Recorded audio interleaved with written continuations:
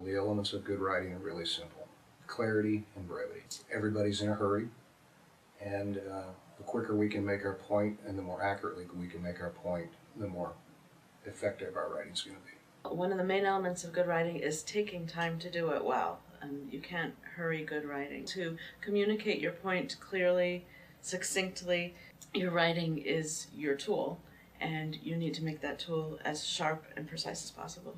Good writing for me is being clear and concise. To improve my writing, I think reading is actually very important. So I like to read, from newspaper articles to journals, whatever I can to have the time to read, because that really helps sharpen my writing. I don't like a lot of extra movements in it. I like it to be lean and very clear and very well thought through, so that I'm able to understand the ideas that the writer is trying to present to me as the reader. First of all, you need to know who you're writing to. Next, you need to make sure you communicate with that group.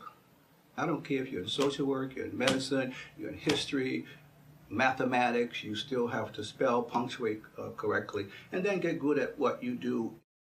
Repetition, repetition. And what else? Repetition. So I think the words are important, but the way the words are connected and the way that they're presented in a format that is easy to read is good writing. Good writing is being able to think out clear thoughts, being able to project what you're envisioning in your mind, and being able to articulate it in such a way in writing that people understand what's happening here, because I think sometimes we lose that connection. I think a lot of times there's not a lot of thought about purpose given to writing prior to starting. What is the purpose of the work? Is it to convince somebody? Is it to educate somebody? Is it a technical paper aimed at peers that maybe has to have a more scientific approach? As you get used to being in the hands of a good writer, you want the comfort of knowing their care for you as a reader.